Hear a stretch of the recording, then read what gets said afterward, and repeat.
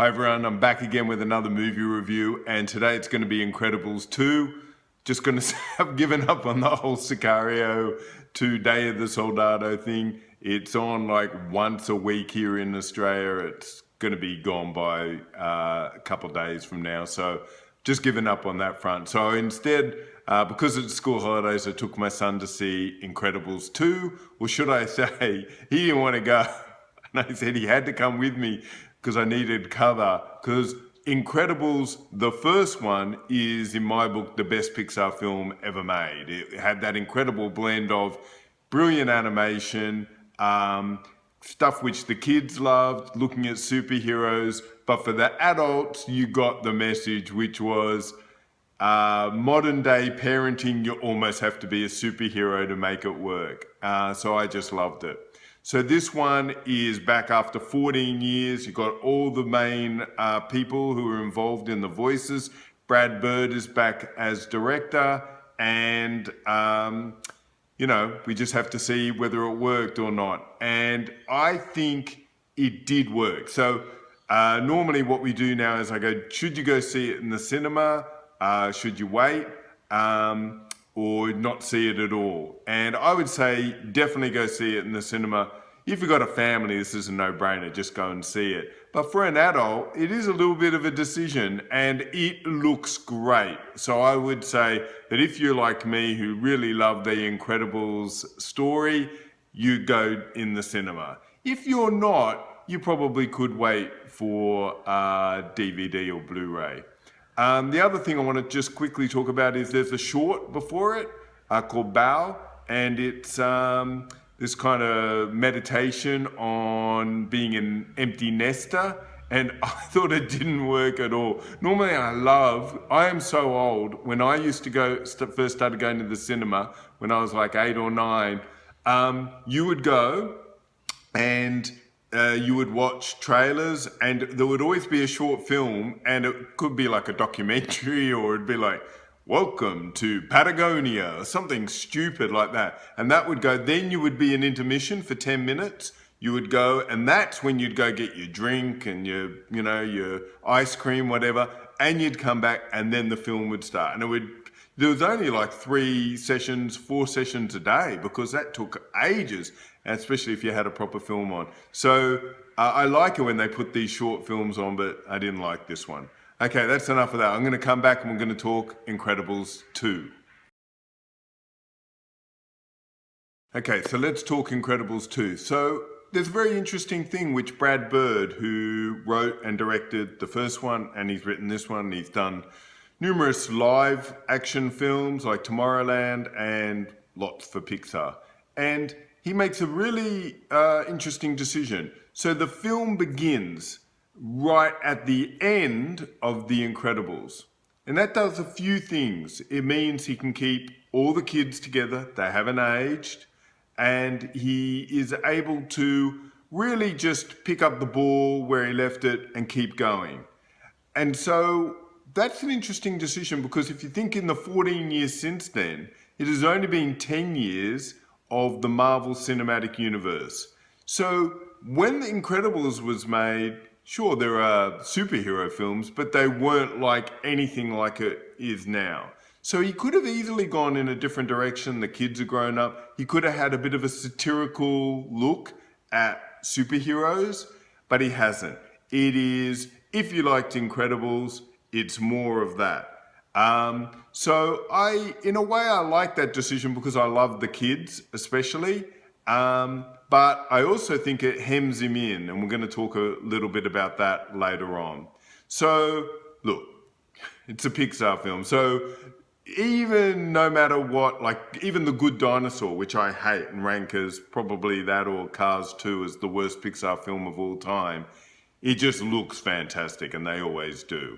The action is fantastic. So Brad Bird, where I really think he excels, is he is one of the best action directors, whether it's a cartoon or not. And there are about 4 or so set scenes which are just really imaginative and look great, and he's able to just do a few things which you couldn't do if you weren't in a cartoon. So all that is really good. Now he's got all the voice actors back. So you've got Craig T. Nelson and Holly Hunter as Mr. Incredible and Elastigirl. Then you've got Samuel L. Jackson comes back. The two also new people, Bob Odenkirk is in it and Catherine Keener, and they play the two people who come in very early in the film and say, we want superheroes to come back. And they kind of help the Incredibles, because at the moment they're illegal and they want them to be legal again. I thought the person who really stole the film in terms of their voice acting and was the most interesting character in a lot of ways was Sarah Vowell. And she plays Helen Parr. Now, if that doesn't ring a bell, not Helen Parr, Violet Parr. Violet Parr is the daughter of the Incredibles, the one who can turn invisible and use force fields. And she's got a little bit more to do.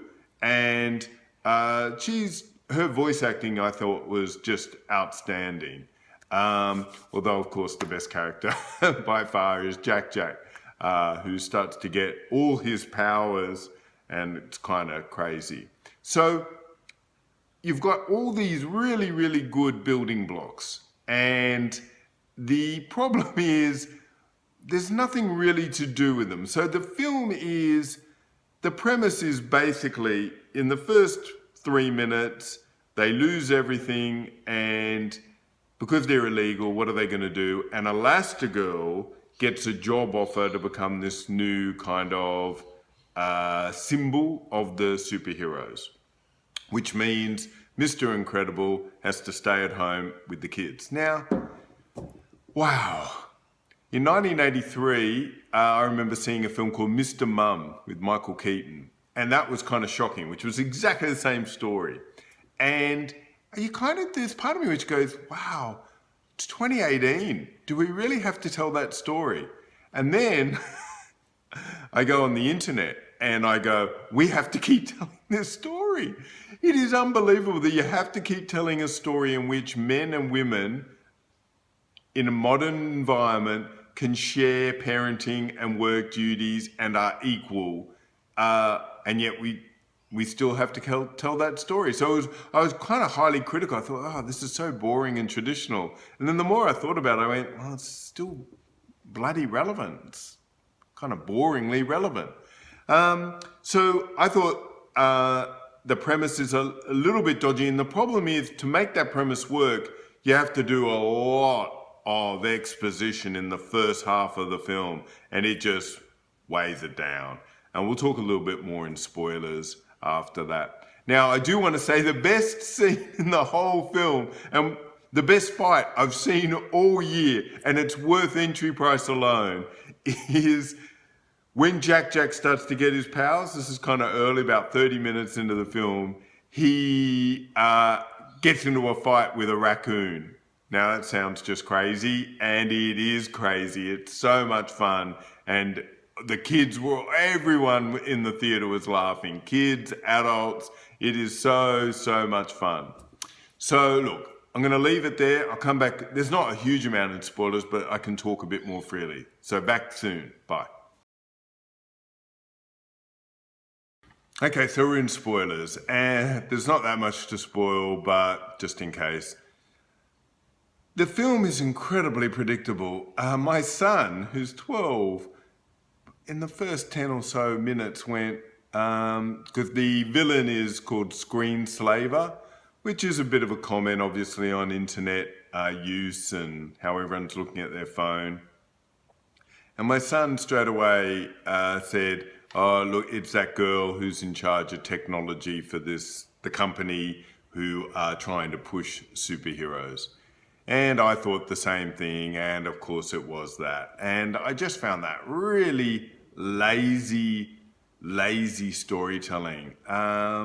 Because normally my rule is I might work it out, but the kids don't, and they'll get a surprise. But the kid worked it out. So I thought that was really bad. As I said before, the exposition was so clunky in that beginning part to set up this whole story. When you get to the action pieces towards the end, they're really, really good, but it's just anchored. It's just too slow. And so at the end of the day, The Incredibles 2 is just really, really good. But from Pixar and Disney, I expect great. Now, Brad Bird's already come out and said, oh, look, he thought he was going to have an extra year of development to just nut some of this stuff out. But what they did was Disney switched and they said Incredibles 2 will come out in 2018 and Toy Story 4, I think next year in 2019. And he said that really stuffed him up because he lost a year. Well, I don't know. You get good writers and they've got good writers. I think they knew where they wanted to end up and they just didn't know how to get there. They liked the Mr. Mum idea and that was about it. I think, you know, it's one of those things, unless they come up with another really interesting story, age the kids maybe, another generation, I'm not sure. But really, unless they've got something out of the box, I'm okay with if Incredibles 2 just stops there. Okay, that's it for today. If you like what I'm doing, press like, subscribe, hit the bell. All the reasons being, I mean, I'd love you to do it, but also because then it spreads my videos. And I'm on Twitter, Guru Eden. If you like what I'm saying, leave a comment. If you don't, leave a comment. I love to have a little debate about whether a film is good or not. Okay, I'll talk to you later. Bye.